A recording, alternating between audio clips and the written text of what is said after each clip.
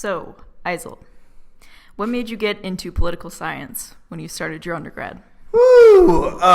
Nobody ever asked me this question. Nobody. It's really weird for me to reflect. When you ask this question, for years and years and years, nobody ever asked me that. I cannot remember the last time somebody asked me that question, which is a strange thing. When I first enrolled in university, so obviously coming out of high school, I wanted to study the philosophy of poverty. And I thought I would find that in the Department of Economics. And you know this about me, I still have a very deep kind of sentimental affinity for economics. I still care about economics. I still read about economics. If you search this channel, you find just a few videos about economics, but they're quite passionate. Even when I'm talking about like the debt to GDP ratio of China and economics in Canada, I still remain kind of at a high level of literacy about the scientific economics. Listen to the London School of Economics. That is true. That is true. So among the disadvantages of living with me, my girlfriend, once in a while, I'm in the shower listening to lectures on economics from a famous university in England. Right. So I still do care about economics. And in a sense, I'm still passionate about what economics ought to be. You know what I mean? In a perfect world, what it would be. And, you know, I remember saying this to a coworker when I got to University of Toronto, Department of Economics. I said, for the first time, I understand who it is that buys Rufinol. So, yeah. Rufinol, a.k.a. roofies. Yeah. These guys I was in the classroom with, they were not there for the philosophy of poverty. And the classes that were being taught, a lot of the time the professor or the TA didn't even speak English. It was someone fresh off the boat from Hong Kong speaking in a thick Chinese accent. And like sometimes 50% of the students would be Chinese as a first language. And it was like, just cut out the middleman. Just stop pretending to speak English. The level of English being spoken, it was so low by both the professor and the students. And I mean, the other white guys who were there, as I say, like these were guys who were into making money fast. And, you know, I could imagine them being in the market for date rate drugs. Maybe it's for the best that I didn't enunciate that too clearly. Maybe this video won't get blacklisted by YouTube if the computer transliteration can't pick up those words. I digress. I was shocked at the low intellectual caliber and, frankly, low ethical caliber of everything, what was being taught and who was learning it, and what the whole discipline was about from that university department's perspective. I should also say we had like 300 students in the classroom. It was just terrible. Like literally theater seating, you know, 300 students at once, mass education. And I went into it with a bunch of other kind of disadvantages in terms of my own family background. I grew up with zero math education. What my parents said to me, I mean, other kids, I'm not complaining, but most of mathematic learning was parents helping out the kids. And, you know, even if the teacher tested you on math, most advanced math required you to sit down with your parents to get some kind of guidance. And my parents always said to me, just fail. And I did, before my father died, I did bring that up with him. I did talk to him about it. I said, look, you know, this had a huge impact on my life, that you told me just fail. And other times he told me to just bullshit my way through it and so on. But if anything, I had a really negative influence from my parents in terms of going with math. Now, I'm not naturally bad at math. I've actually had a number of jobs that forced me to do math like 8 hours a day, where I used math really intensively and where I learned I was naturally better at math than my coworkers, so I don't have a problem with that. But I had a lot of disadvantages that way. That was not the crucial reason, though, for leaving economics. So economics was not the philosophy of poverty. And then I had a brief but intense period where I had to choose some totally different discipline at my university to replace what my interests were that drew me into economics. And long story short, I ended up in political science. I now know that was really the wrong decision for the right reasons. I probably would have been better off if I'd gone into Asian studies and Asian languages at the time, which already was a major interest. One of the big turning points for me actually was visiting South Korea as a very young man. And South Korea, all the issues that are in the air there, wealth and poverty and development, post-war crisis, post-war reconstruction, communism and anti-communism and democracy, they're all these really heavy issues hanging in the air in Korea. And I forget, when I was in Korea, was I maybe 14? Was I maybe 15? And that really made a big impression on me. And at that time, I remember telling people in Korea, yeah, I want to study economics. I want to study the economics of Korea. To me, I thought it was a fascinating example of emerging from poverty in those extreme political circumstances. I already did care. My mom reminded me of this recently. I already did care a lot about First Nations too. I could tell some funny family anecdotes about that. But from my mom's perspective, she said from childhood, I was always ranting about First Nations and their land rights. First Nations are a polite word in Canada for what you call American Indians, Native people, Indigenous people, et cetera, et cetera. So it's everything could be different if I take it another direction. But I guess you could say political science also, this is what's so enticing about it. It seems to offer you a way to make a positive difference in all those things or whatever it is you happen to care about, right? Yeah. It's politics. Politics is everything and nothing, right? It seems so full of promise. And yeah, the department I ended up in and the career path I ended up on, or the lack thereof, it really was the wrong decision for me in so many ways. I've said this many times on YouTube, a lot of upsetting and sad things have happened in my life. I have a divorce. I have a 4-year-old daughter. Those are the things. But really, the poor quality of university education in Canada, it really is like the crisis in my life I can't get over, because I'm still burdened with it. I'm still coping with it. I'm still working hard to find other roads. And yeah.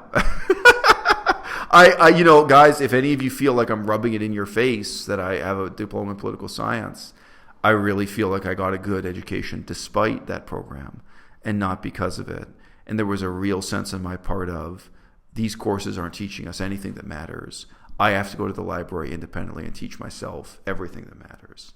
I really felt, and it was a big emotional burden, I felt this is my one chance to get an education. I don't get another chance, which is true for most of us.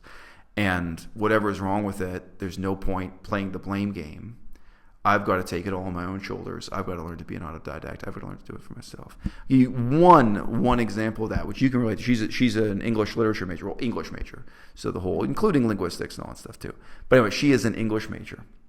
But I went to the first class for a specialized course, a 400 level course, an advanced reading course, just on Leviathan by Thomas Hobbes, which I had already read. So this is a classic of English literature as well as politics and everything else. And the woman teaching the class, I found out from other professors telling me, she only was given that assignment because of who her boyfriend was. Literally, she was the girlfriend of another professor in the department, this kind of thing. And it became very obvious very fast in her first lecture that she had never read the book she was teaching. She had never read it once. And she asked the students, so who's already read the book? Because we're just going to do an open reading. We're going to do what's called a blank reading or something. I forget. They have this term, like, we're going to read this with no preconceptions. I put my hand, I already read it. And she said flat out, she said, well, maybe you want to drop the class if you've already read the book, because we're going to be reading this at such a low level that someone who's already read the book wouldn't have any interest. And then she started in this incredibly stupid way. She said, okay, so for the first class, let's just talk about the cover illustration. This is the cover from, the original, not the modern cover, but the cover was published with. She said, so what do you see and what do you think and what do you feel about it? And literally, so this is 400 level political science class, and it's literally asking you what are your feelings and your emotions about this picture. And she's like, yeah, you notice, over here there are cannons, and over here there are guns. Yeah, it's a book about war, all right. This is pretty deep. And so I waited. I didn't make any comment. And she ended her spiel, which was totally spontaneous and soliciting emotional reaction to students. And I said, aren't you even going to mention who it's a portrait of? It's a portrait of an historical figure. And she said, what do you mean? I said, it's Cromwell. And she said, who? She had never heard, this was a professor of science class, she had never heard of Oliver Cromwell. She had never read the book. She was totally unaware of the historical and political context of it. So I'm just being honest with you, I was less eloquent in an emotional situation at that age than I am now. I mean, today I'd be able to make some dry, witty remarks, and I'd be able to cope with it institutionally. It was emotionally devastating to me. We talked about this. When you're younger, I think you react to situations like that with a feeling of, this can't possibly be real. This must be a bad dream. It's not possible that this person is so incompetent, is so ignorant, is so terrible. You can't really mean what you just said. You have these kind of mixed feelings of disappointment and outrage and what have you. Today, I'd have some kind of witty, laconic reply to this kind of thing. That did impact me emotionally. I did drop the course. But, why can't I take a course? I mean, this is mainstream. This isn't Cambodia, right? This isn't like I'm at University of Toronto expecting them to have a great course on Cambodia. It's not like I'm expecting them to have a great course on the Cree or the Ojibwe or the Mohawks or the Algonquins or something that really matters to me personally. This is completely mainstream British tradition of both literature and politics, and you can't even do that. And this is the level of competence and incompetence. But that was just another one of those moments where I walked out. I was emotionally devastated. I was really emotionally impacted by it. I left during the break. I didn't stay for the whole class. And I, just sat there shaking my head thinking, it's all on me. Yeah. I have to go alone to the library. If I'm going to read Plato and Aristotle, I am going to read Plato and Aristotle. Nobody's going to give me a grade for it. Nobody's going to teach it to me. Nobody's going to explain it to me. Everything, whatever it was in the whole history of political science, I had to figure out what was important. And this was before Wikipedia, as a matter of fact. I had to figure out what was important, and I had to teach it to myself. And again, at that time, I'll just be honest with you guys again. You guys know I was raised in an extremely left-wing family, and I did not turn out left-wing. I ended up questioning that. In a sense, in the same way that someone who's raised Christian, their main sense of the world maybe is a hole where God used to be. In a lot of ways, my only sense of what was important in politics was a hole where communism used to be. I knew communism was a failure. I knew the extent to which Marxism was a failure. I'd already read Karl Marx. I'd read all that stuff. But it wasn't like I had any kind of guidebook or map to really start teaching myself political philosophy and political science. But it was this horrible sinking feeling of, if I'm going to get any value out of this education, it is all on me. I'm out here all alone. And, obviously nobody else cares about Korea. Nobody else cares about Cambodia or First Nations or those kinds of things that interest me. But even nobody cares about giving me a classical education in political science in the foundations, whether you want to see that in terms of Aristotle or Hobbes or even the U.S. Constitution. All that stuff I've read for myself, as ridiculous as that may sound, really getting a sense of the basics. Yeah. I can really tell that when you talk about history and politics that you didn't just learn it from a course that you took.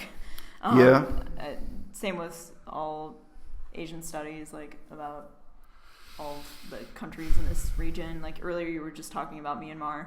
Like I know you didn't learn that in a class. Yeah. You definitely went out somehow. Figured out this stuff. You've also been to a lot of these Asian countries. That about, so you actually learned about it there. I've met a few other people who had a similar experience with that, but I mean, I think it's funny. I chose to be an autodidact because I had no other choice.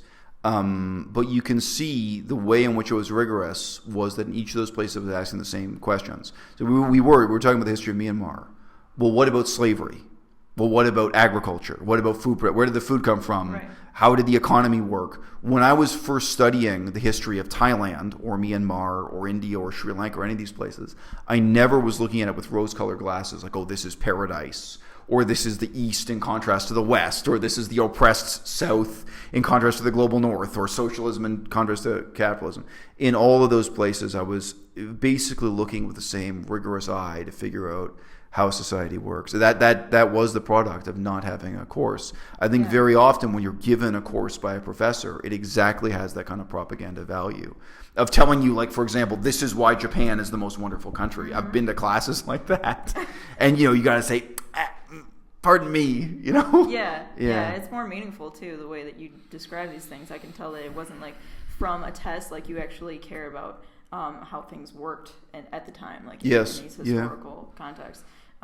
Whereas for a test, you would just be learning and memorizing these facts, and like you really just know like these details that I don't think you would have learned from. Right. Yeah. It's what opinion does the professor want to hear back on the final test? Yeah. But look, I mean, guys, long story short, that is also I ended up learning Chinese though, which is a language I never wanted to learn. I still don't want to learn. Was that all this learning I did though ultimately is not bankable in Canada. There's no way I can cash in on it, get a master's degree, a PhD, or a career, or any kind of, it doesn't open any doors for me, put it that way. Mm-hmm. So ultimately the decision was to conform, to go back to university in Canada and to just try to study something mainstream that, the system could give me credit for. Mm-hmm. And it seemed like the best option I had at the time was Chinese. So we'll see. And when I do, when I sit down and talk to professors, they often recognize, even if they're specialists in China, that I have a kind of expertise that they don't have. I have expertise in areas they don't have, and so on. And those are indeed the areas that at least Canadian academia doesn't reward.